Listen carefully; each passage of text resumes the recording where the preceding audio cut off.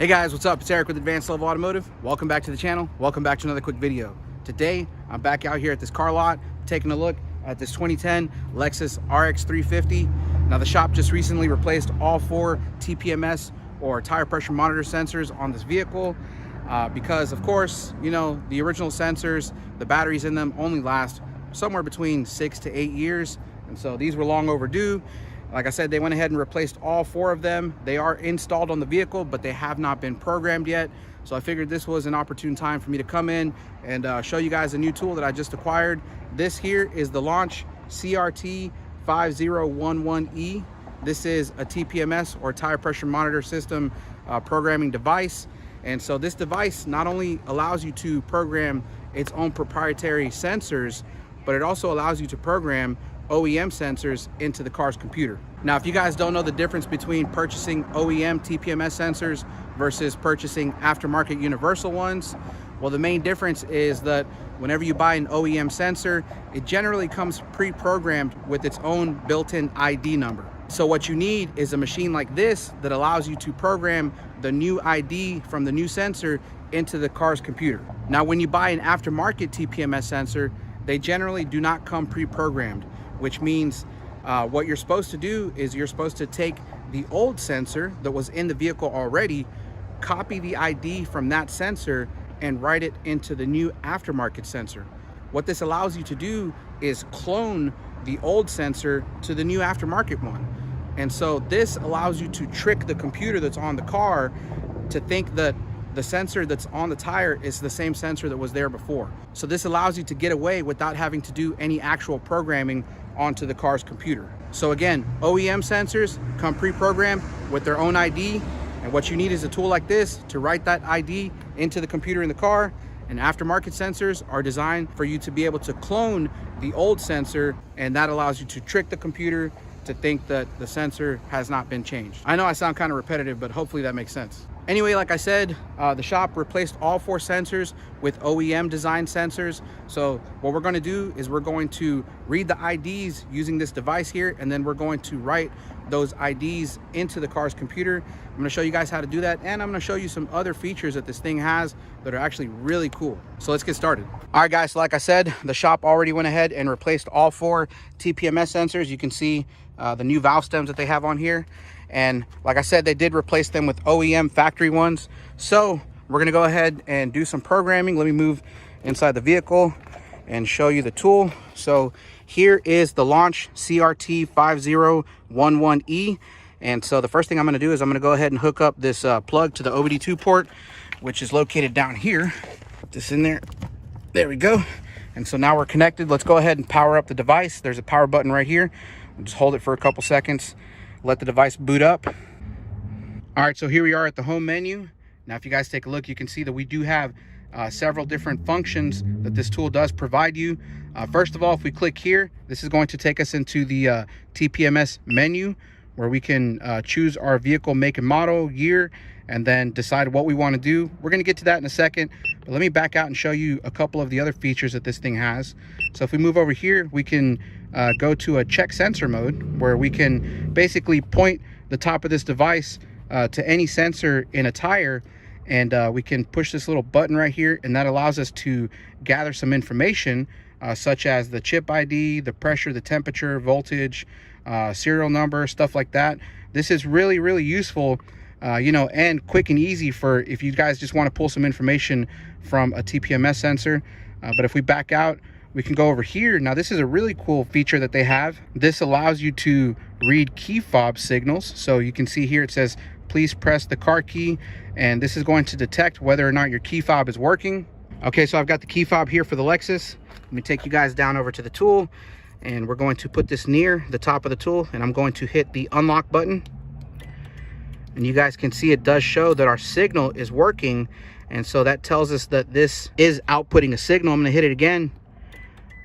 You can see that it's picking up that signal. So that is very useful if you guys are wondering whether or not your key fob is the problem whenever, let's say, your vehicle won't start. So that is another feature that this thing has.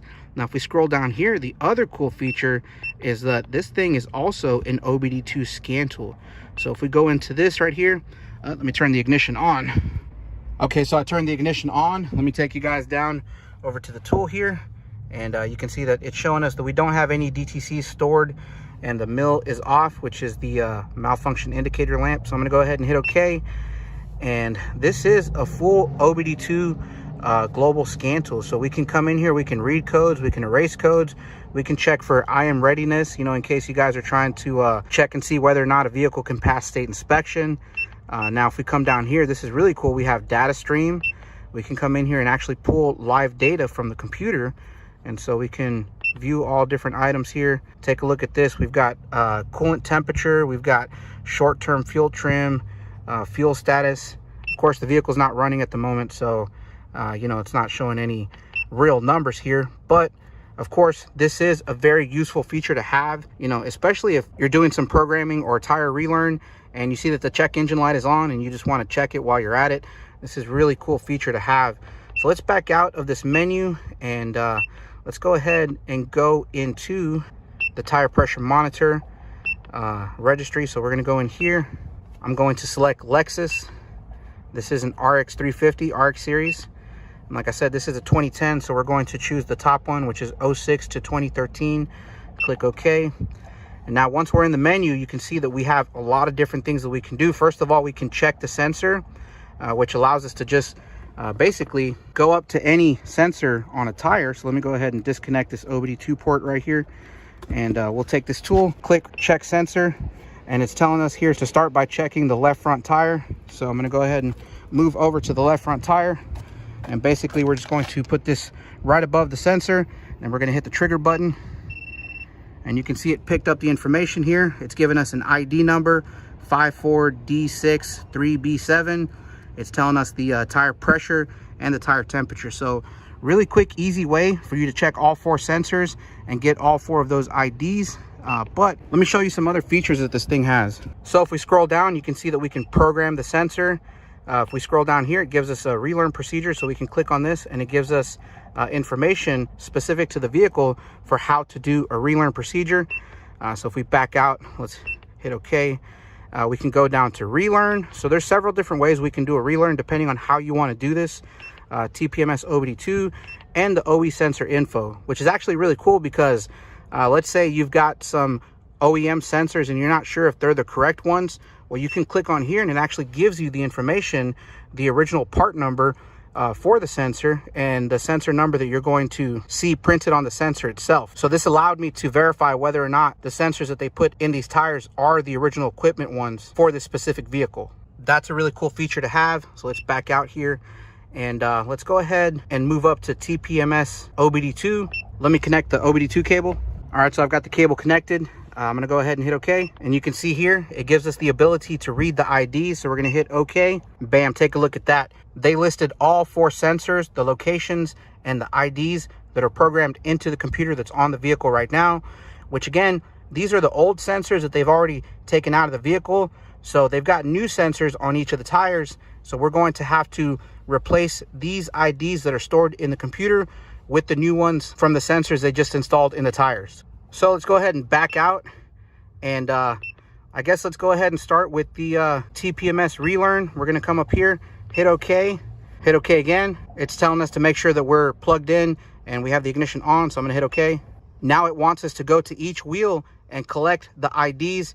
You guys can see we already collected the one for the front left, but I think we're gonna have to do it again just to verify that we were on the correct position. So I'm gonna go ahead and disconnect this.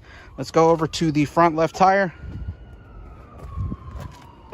Put the tool right above the sensor, and then we're going to hit the trigger button. That's going to be our new ID. Now it wants us to move over to the right front tire. So let's walk around the vehicle here, over to this tire on this side, and then we're going to do the same thing. Let's go ahead and hit the trigger button. You guys can hear it, hopefully you can see it, but now we have the IDs for both the front tires here. Now it wants us to move to the rear right tire, which is right over here. So let's walk over this way. And once again, we are going to do the same thing. We're going to put it right above the sensor, hit the trigger button. and it's picked up the sensor. You can see there is our ID number, our tire pressure 37 psi, and even our tire temperature. So now, last but not least, it wants us to do the left rear tire, which is back over on the other side. So let's walk around, and finally we're going to do this tire here. I'm going to hit the trigger button, and it doesn't look like it picked it up. You can see it showing an X. You know what? I think it's because I'm supposed to be holding the tool this way. My mistake. So let me go ahead and flip it around, and I'm going to push the trigger button once again, and let's see if it works this time. There we go. You guys heard it beep. And so take a look here. You can see that we have our last ID here.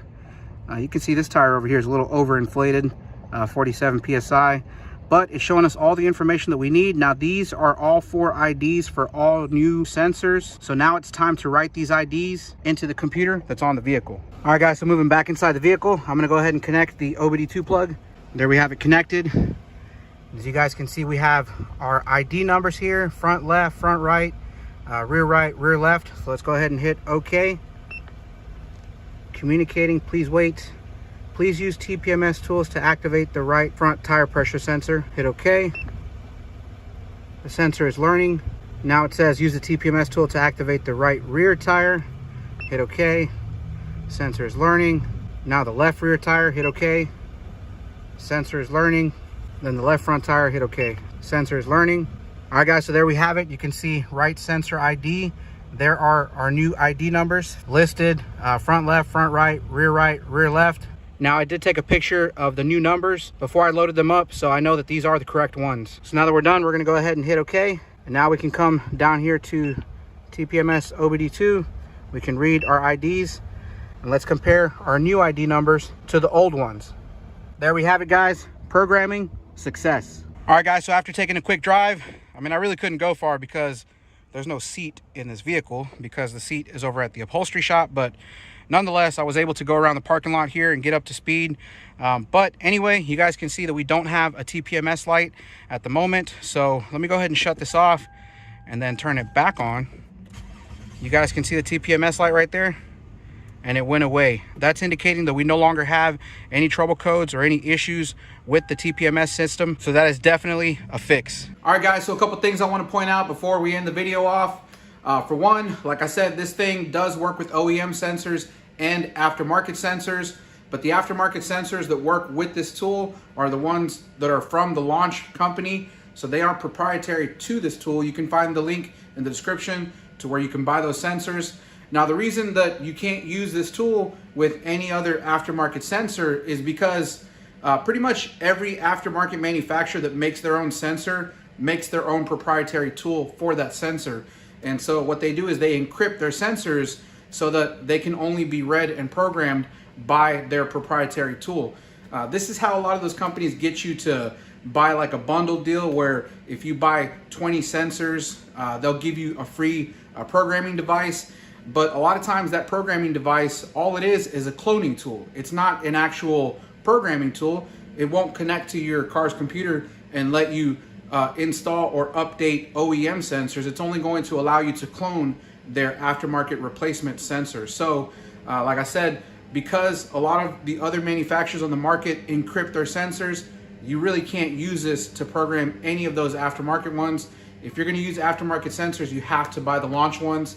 You can find the link in the description. Now, the other thing that I wanted to mention was that a lot of these tools right now are getting shipped out with the old firmware or the old software. So when you get the tool and you turn it on, you might find that it's not going to look exactly like mine did. It's not going to have the option for you to check the key fobs. So what you need to do, if that's the case, is plug this into your computer. There's a really easy procedure for you to update it. It's completely free when you buy the tool. So you can put the latest software in there where, like I said, you get the option to do the key fob, and it becomes an OBD2 scan tool. I'm going to try and leave some instructions for updating the tool in the description down below. The other thing I wanted to mention was that I was able to get you guys a pretty good discount code. You can find that in the description below where the Amazon link is. Now, the code is only for a limited time, so make sure you take advantage of it because it's a pretty good discount. Anyway, at this point, I'm going to end off the video. Like I always say, I hope you found it useful. I hope you found it informational, educational, entertaining. If you did, make sure to give it a thumbs up. If you haven't done so already, make sure you subscribe to the channel, hit that notification bell. I'll see you guys in the next one. Thanks.